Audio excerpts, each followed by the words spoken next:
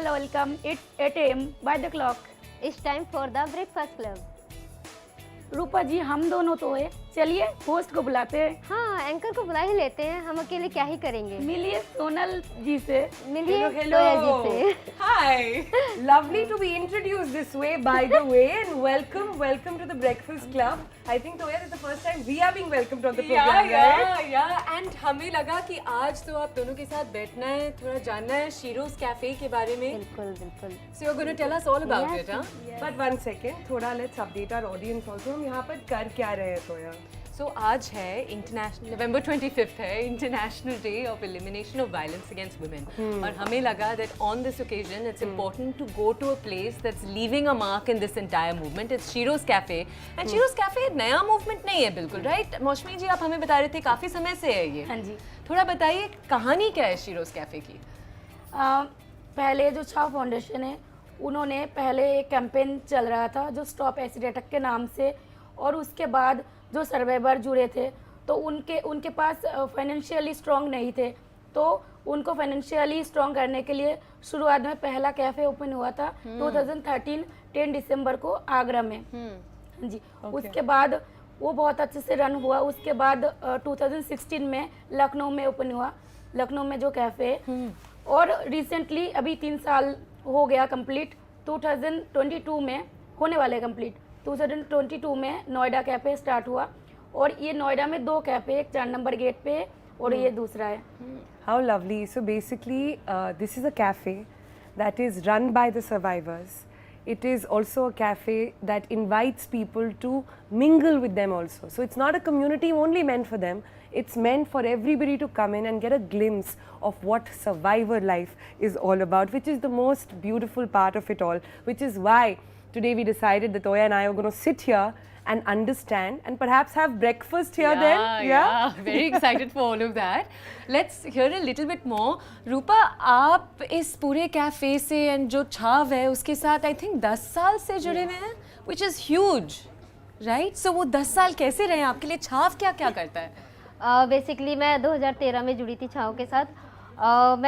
मेरी एक दोस्त है अर्चना, वो मेरी दोस्त थी, वो खुद एक एसिड अटैक सर्वाइवर थी, तो हम लोग का ट्रीटमेंट सफदरजंग हॉस्पिटल में चल रहा था, तो वहीं से ही दोस्ती हो गई थी। लेकिन मुझे पहले नहीं पता था ऐसा कोई कैंपेन है, और ये ऐसा था भी नहीं।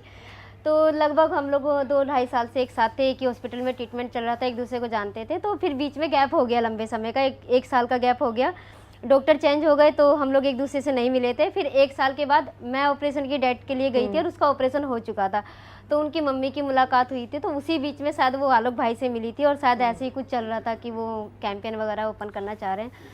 तो फिर Alok उसने is the man behind the हाँ, foundation. तो फिर उसने मुझे बोला कि ऐसे ऐसे एक कैंपेन शुरू हो रहा है, जो कि एक आलोक जी हैं जो एसिड अटैक सर्वाइवर को वो जानते हैं, उनके लिए कुछ काम करना चाहते हैं, तो शायद आप उनसे मिलो तो आपके लिए कुछ हो जाए, क्योंकि मेरे ऊपर अटैक मेरी स्टेप मदर ने किया था और फैमिली का सपोर्ट बहुत कम था।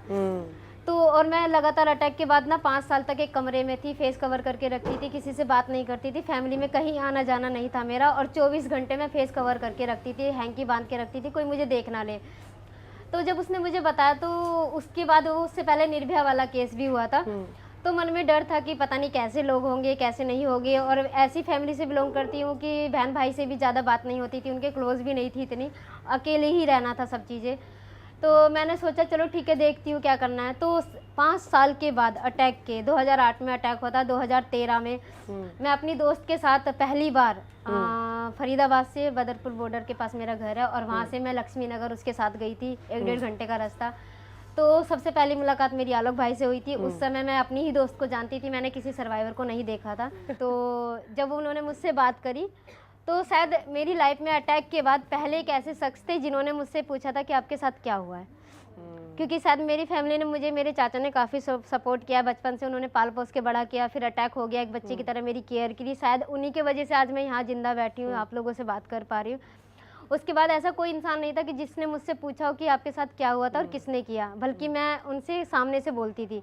मेरे पापा ने भी मुझ पर भरोसा नहीं किया था कि मेरी स्टेप मदर ने ये किया है, लेकिन फिर आलोक भाई ने जब पूछा तो मैंने उनको, पहले तो मैं, अभी तो मैं इतने अच्छे से बात कर पा रही हूँ, उस समय तो मैं रोने लगी थी कि मैं कैसे बताऊं, क्योंकि भरोसे लायक दुनिया नहीं थी, और तो मैं कैसे बोलूं। आप सबसे मिली तब से और लाइफ बदल गई, और ये नया उसके बाद- मंत्रा जो आपकी टी शर्ट पे लिखा हुआ है वो मिल गया है। if I can request cameraman also to sort of zoom into that and say, it says, I'm smart, I'm strong, I can do anything and everything, right? तो शायद So उसके बाद that's मेरी the लाइफ mantra. चेंज हुई थी और हाँ. मैंने अपनी दोस्त के अलावा फिर उन्होंने एक छोटा सा गेट टुगेदर रखा था, उसमें मुझे इनवाइट किया था। उसमें शायद आपने छपाक मूवी देखी थी, उसमें जो लक्ष्मी हाँ. जी हैं वो सर्वाइवर, उनसे मैं पहली बार उस समय मिली थी और 2-4 लड़कियां थी उस समय, शायद 8 से 10 सर्वाइवर थी जिनसे मैं पहली बार मिली थी। तब लगा था कि लाइफ में मैं अकेली नहीं हूँ जो ये दर्द झेला, ऐसी बहुत सारी लड़कियाँ। और जो हम आगरा वाली अभी बात कर रहे थे तो उसमें नीतू और गीता जी थी, जिनको गीता जी उनकी मदर है और नीतू डॉटर है। तो नीतू को दिखता नहीं है, उनके ऊपर जब वो 3 साल की थी तब अटैक हुआ था, तो उसमें मैं भी उनसे मिली थी। तो लग रहा था यार जब उसको नहीं दिखाई देता वो तब भी अपनी लाइफ में सर्वाइव कर रही है और मैं तो दोनों आंखों से देख सकती हूँ, तो मैं क्यों नहीं। तब से मैंने ठान लिया कि नहीं आगे बढ़ना है। मेरे घर वालों ने सपोर्ट नहीं किया था लेकिन फिर भी मैं आज छाँव के साथ हूँ। Lovely lovely incredible story Rupa, and आप जितने कॉन्फिडेंस के साथ आप ये बता रही हैं, हमारी उम्मीद यही है कि जब लोग ये देखेंगे तो अभी भी अगर बहुत सारी रूपाएं देख रही हैं जिनको लगता है रुमाल बांधने की ज़रूरत है, वो शायद हटा कर आएँ और वो ये कॉन्फिडेंस के साथ जैसे आप अपनी लाइफ जी रही हैं वो भी जी पाएँ। Incredible story. मौसमी, व्हाट अबाउट यू, हमें थोड़ा बताएं। एकदम। एक्चुअली मैं पहले बताना चाहती हूँ, मैं एसिड अटैक सर्वाइवर नहीं हूँ। हाँ. मैं बर्न सर्वाइवर हूँ और Okay. 2019 में मैं खाना बना रही थी किचन में और मेरा स्टोव ब्लास्ट हो गया और मैं 65% बर्न हूँ। तो जब मेरा एक्सीडेंट हुआ था उस टाइम को मुझे कोई आइडिया नहीं था कि बर्न और एसिड अटैक इन सब के बारे में कोई आइडिया नहीं। जैसे कि अभी मुझे पता है कि सबसे ज़्यादा वेस्ट बंगाल में एसिड अटैक होता है, तब भी अवेयरनेस है नहीं पता। 2019 की बात करो जी, 2019 की बात करो, मुझे नहीं पता था एसिड अटैक के बारे में। तो उसके बाद मैं 5 मंथ तक हॉस्पिटल में रही, आरजीकर हॉस्पिटल। तो 5 मंथ के बाद फाइनेंशियली बहुत स्ट्रगल चल रहा था क्योंकि पापा इकलौता इंसान जो खुद रोजगार के लिए भी और मेरे को देखने के भी आते थे। तो उसके बाद हम लोगों ने क्या किया, बॉन्ड पेपर पे साइन करके मैं घर चली गई कि कोई बात नहीं, जो होगा देख लेंगे, जीना होगा जी लेंगे, नहीं तो कोई बात नहीं। मतलब मैं पापा को स्ट्रगल करते हुए देख नहीं पा रही थी। तो घर जाने के बाद पता चला, मैं मैरिड थी ऑलरेडी, तो मेरे हस्बैंड ने दोबारा शादी कर लिया और मैंने उनसे कभी फ़ोन करके पूछा नहीं। मुझे लग रहा था मेरा हक नहीं है कि जो इंसान मुझे तकलीफ में छोड़ के चले गए तो उनसे बात करना बेकार है। तो सब ने साथ छोड़ दिया। तो उस टाइम मम्मी पापा का साथ, बोलते हैं ना कि भगवान आते नहीं है, माँ बाप के अंदर ही रहते हैं। तो उस टाइम बचपन से कभी फील उतना नहीं हुआ क्योंकि हम लोग बहुत लोअर क्लास फैमिली से बिलोंग करते थे, तो हम लोगों का पेरेंट्स के साथ उतना फ्रेंडली रिलेशन रहा नहीं। तो उस दौरान मुझे फील हुआ कि अपने पेरेंट्स जो होती है वो भगवान के रूप होती है, क्योंकि मुझे सबने साथ छोड़ दिया, उन्होंने ही साथ रखा। तो मैंने 12th तक पढ़ाई किया था, उसके बाद शादी हो गया था। तो थोड़ा एजुकेशन मेरे अंदर था, तो मैं ऐसे ढूंढने लग गई कोलकाता में ऐसा कोई एनजीओ है जो मुझे ट्रीटमेंट फ्री ऑफ कॉस्ट कराए और कोई भी रोजगार ना भी दे, कम से कम इस जगह से ले जाके अपने जगह रख ले जहाँ पे मेरे जैसा और लोग होगा। कम्युनिटी ढूंढ रही थी। हाँ। तो मुझे कोलकाता में नहीं मिला, मैंने काफ़ी जगह मैंने बात किया, ढूंढा। तो एक दिन मुझे सिरोज मिल गया था। कैसे मिला बताइए? वो सोशल मीडिया से मिला था, फेसबुक से। लखनऊ वाले जो कैफ़े है, एक लाइव चल रहा था, कुछ था प्रोग्राम और सब डांस कर रहे थे। तो मेरे को इतना खुशी हुआ और मैंने अपने पेरेंट्स को दिखाया और मैंने बोला देखो मेरे जैसे लोग हैं और कितना खुश है। मुझे लगा मेरे जैसे लोग मिल गया, कहाँ से मिल गया ये मुझे नहीं पता था। फिर धीरे धीरे पता चला कि छाव फाउंडेशन का ये इनिशिएटिव सिरोज कैफ़े है और जो एसिड अटैक लड़कियाँ है वही रन करते हैं। तो मैंने गूगल से और यूट्यूब से सबके बारे में सर्च किया, बहुत खुशी मिला और मम्मी पापा को भी बताया तो उनको भी खुशी मिला। चलो कोई तो एक रास्ता मिल गया मुझे। और मौसमी, अब ये भी बता दीजिए हमारे व्यूअर्स को कि अब वही पेरेंट्स जिन्होंने आपको पहले सपोर्ट करा, उनको आप अब कैसे सपोर्ट कर रही हैं? एक्चुअली मैं 3 साल से सिरोज छाव के साथ हूँ और मैं फाइनेंशियली अभी इंडिपेंडेंट हूँ और मैं अपने पेरेंट्स को सपोर्ट करती हूँ क्योंकि मेरा भाई नहीं है। तो मुझे लगता है कि जिस दौरान मुझे ज़रूरत था सपोर्ट के, किसी ने साथ नहीं दिया तो पेरेंट्स ने साथ दिया। तो मैंने उनको प्रॉमिस करा कि जब तक मैं ज़िंदा हूँ तब तक आपके साथ हूँ। और मुझे बहुत खुशी है जिन लोगों ने मेरा साथ छोड़ दिया था, सब लोग बोलते हैं कि अभी तो सेलिब्रिटी बन गए और आप लोगों को देख रहे हैं, कैसे करा उसने, कहाँ से इतनी हिम्मत मिला। तो उस टाइम किसी ने साथ नहीं दिया। तो अभी मुझे यही लगता है, मैंने शुरू से यही सोचा था कि मैं सोसाइटी को नहीं बदल सकती हूँ, बट मैंने अपने आप को बदल सकती हूँ, और मैं बदलूंगी तो नजरिया बदलेंगे, तो फिर बदल रहे हैं।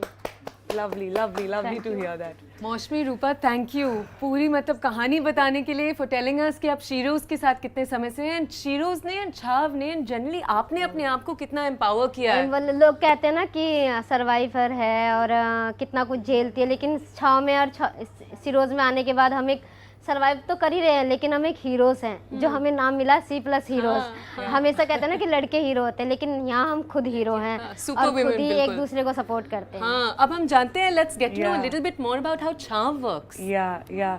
So these are just two of the many incredible stories that are getting covered here at Shiro's, also under the foundation of Chav. So with this introduction, let's get going and let's try and find out more.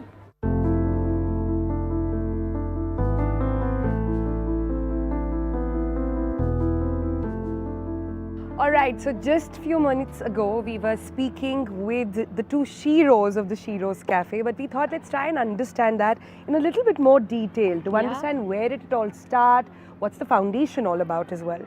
So let's go into this a little bit deeper. Anshu, हमें बताइए, 4 Sheroes के cafe हैं देश में, I think, right? कहानी बताइए थोड़ा। And अंशुज, आप एक ट्रस्टी हो इस पूरे ऑर्गेनाइजेशन के, राइट? तो उसके बारे में भी थोड़ा बताइए प्लीज़। मेरा नाम अंशु है और मैं छाव फाउंडेशन से हूँ, और छाव की शुरुआत 2013 में हुई थी, और इसकी शुरुआत आलोक सर ने की थी। हमारे जो फाउंडर हैं मिस्टर आलोक दीक्षित और आशीष शुक्ला, उन्होंने शुरुआत की थी।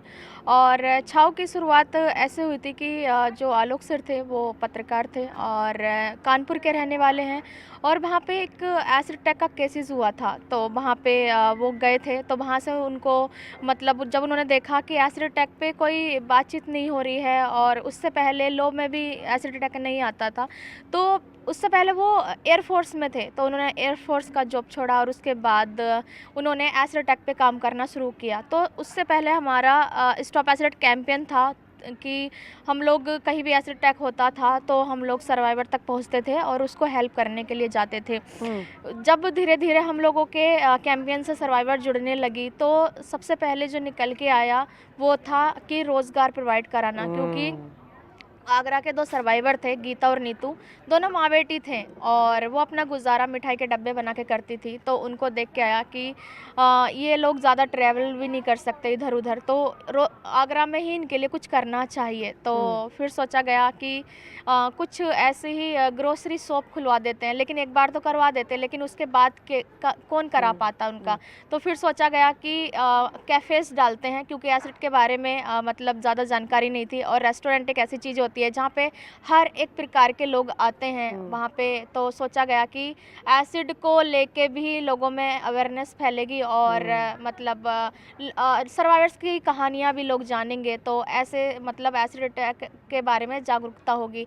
तो 2014 में मतलब सिरोज हैंगआउट कैफ़े की शुरुआत की गई, जो कि फर्स्ट कैफ़े आगरा में है, और सेकंड लखनऊ में जो है वो गवर्नमेंट प्लेस है, जो XCM रह चुके अखिलेश यादव जी, उन्होंने विज़िट किया था, फिर हमें उन्होंने स्पेस दिया। उसके बाद 2022 में नोएडा अथॉरिटी ने इनिशिएटिव लिया कि सर्वाइवर्स को रोज़गार प्रोवाइड कराना है, तो हमें 2 कैफ़े इधर प्रोवाइड कराए गए, स्पेस प्रोवाइड कराया गया।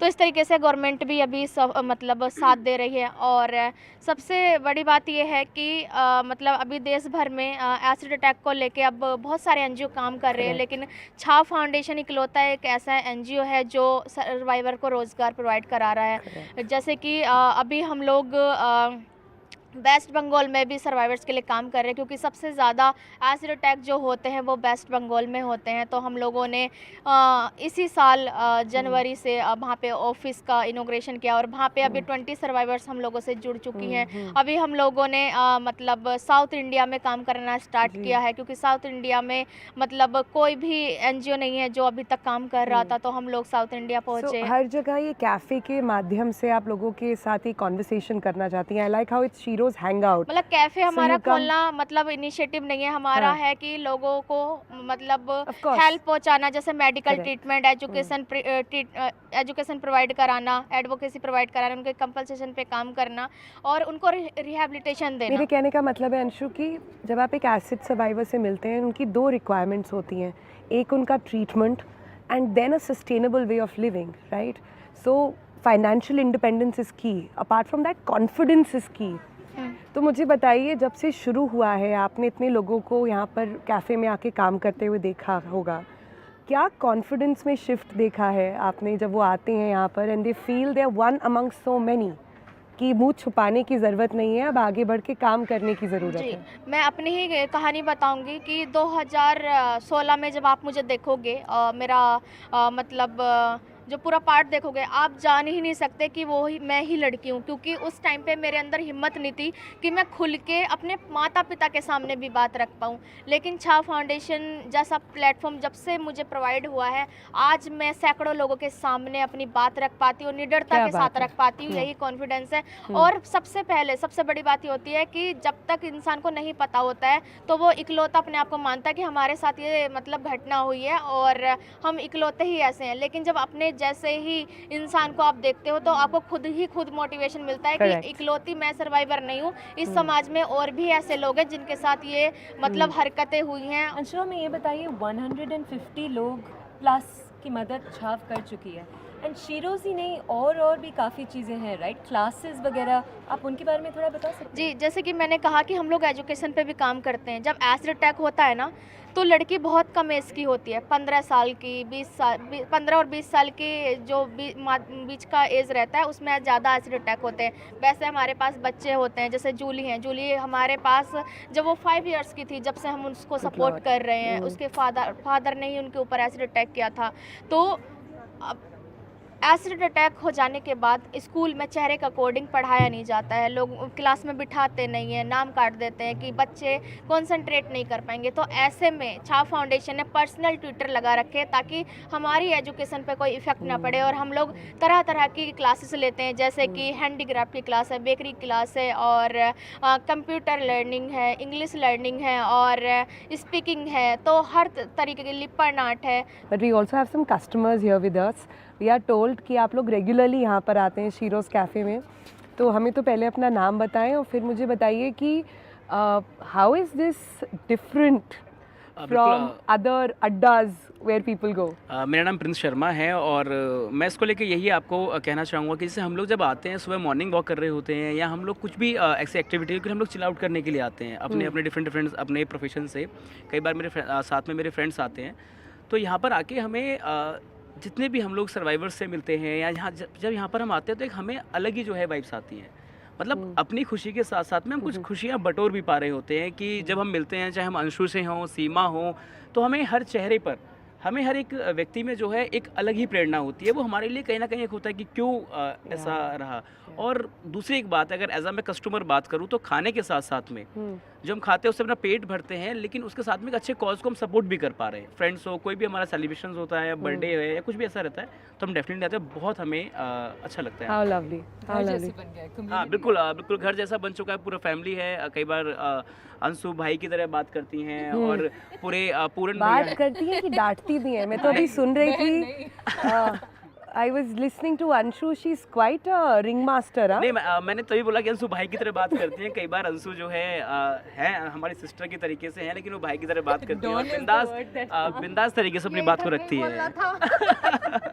और क्या करते हैं आप लोग इस शीरोज़ कैफ़े पर आके? मोस्टली हम मतलब रेगुलर ही आना है। अगर एक दिन भी स्किप हो जाता है, कहीं ना कहीं लगता है कि कुछ छूट रहा है।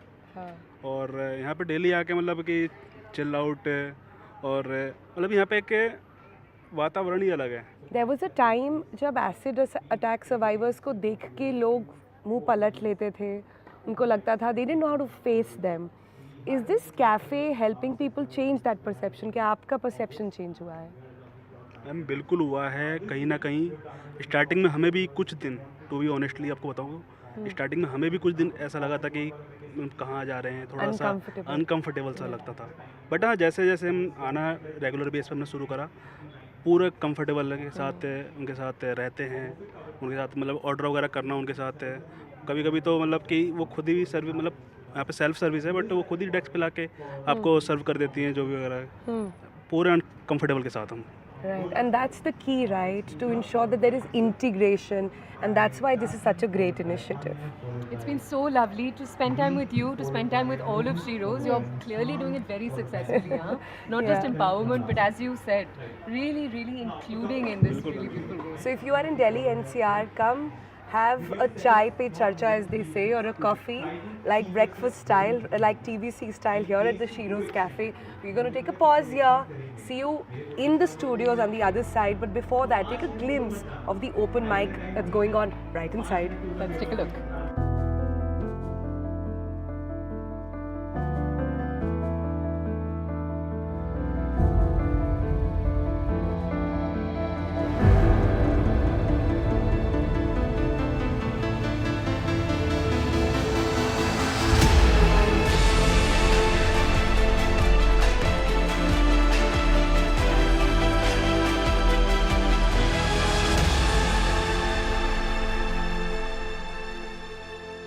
She was perfect. She was divine. Beauty fell from her face like waterfall all the time. But then the tsunamis took over, lightning, thunder. Her soul had burnt. She was just a compost to the universe. She had served her purpose. Oh, but she with her courageous smile, her courageous eyes, rose from the ashes like a phoenix soaring high in the sky. A rebirth, I must say. किस लिए देखती हो आईना, तुम तो खुद से भी खूबसूरत हो। क्या आईना तुम्हें दिखा देता है तुम्हारा जुनून, दुनिया देखने का नजरिया, बचपन वाली बदमाशी, तुम्हारी मन के अंदर की शैतानी, तुम्हारा बड़ा सा दिल। क्या आईना दिखा देता है तुम्हें उन लोगों के चेहरे जो तुम्हें बेहद पसंद करते हैं।